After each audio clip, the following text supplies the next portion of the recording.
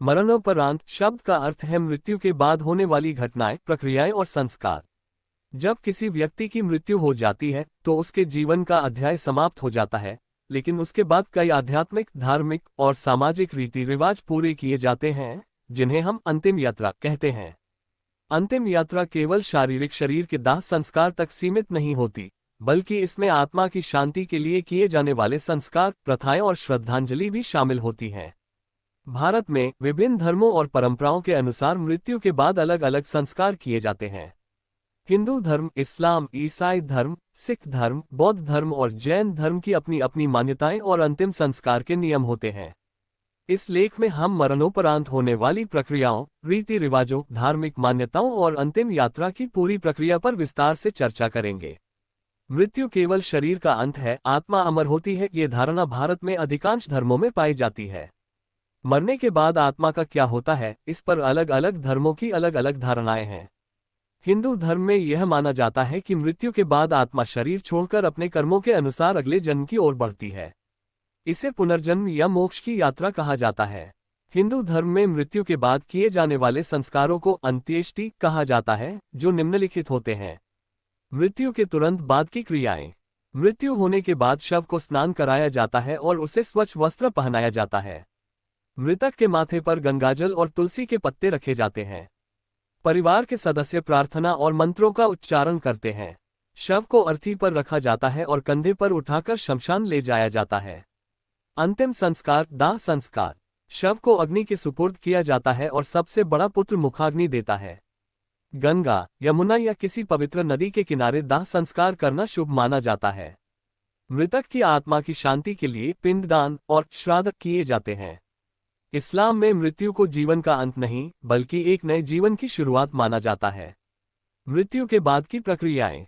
शव को स्नान कराया जाता है, गुस्ल सफेद कफन में लपेटा जाता है। जनाजे की नमाज पढ़ी जाती है। शव को कब्र में दफन किया जाता है और लाहद, कब्र की दीवार बनाई जाती है। कब्र पर फूल चढ़ाने की परंपरा नहीं होती, बल्कि दुआ की जाती है। ईसाई धर्म में मृत्यु के बाद आत्मा के पुनरुत्थान में विश्वास किया जाता है।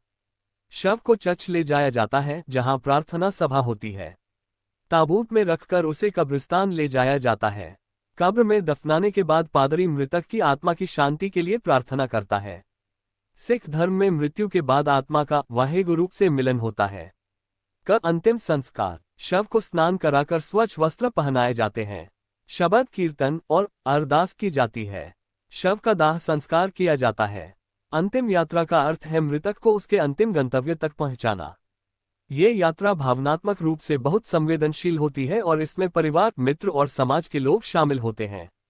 अर्थी को सजाया जाता है और उसमें फूल एवं चंदन रखा जाता है। शवयात्रा के दौरान धार्मिक मंत्रोच्चार और भजन गाए जाते हैं। लोग राम नाम सत्य है या अन्य धार्मिक वाक्य बोलते हैं। हिंदू धर्म में शव को अग्नि दी जाती है। इस्लाम और ईसाई धर्म में शव को दफन किया जाता है। सिख धर्म में शव का दाह संस्कार किया जाता है। हिंदू धर्म में 13 दिनों तक शोक मनाया जाता है। इस दौरान ब्राह्मणों को भोजन कराया जाता है और पिंडदान किया जाता है। इस्लाम में मृत्यु के बाद 40वां मनाया जाता है। ईसाई धर्म में चर्च में विशेष प्रार्थनाएं की जाती हैं। हिंदू धर्म में यह माना जाता है कि अच्छे कर्म करने वालों को मोक्ष प्राप्त होता है और वे जन्म मृत्यु के चक्र से मुक्त हो जाते हैं। इस्लाम और ईसाई धर्म में माना जाता है कि मृत्यु के बाद आत्मा को उसके कर्मों के अनुसार स्वर्ग या नरक में भेजा जाता है। गीता पाठ और भागवत कथा कराई जाती है। गरीबों को दान दिया जाता है। मंदिरों और धार्मिक स्थलों में पूजा की जाती है।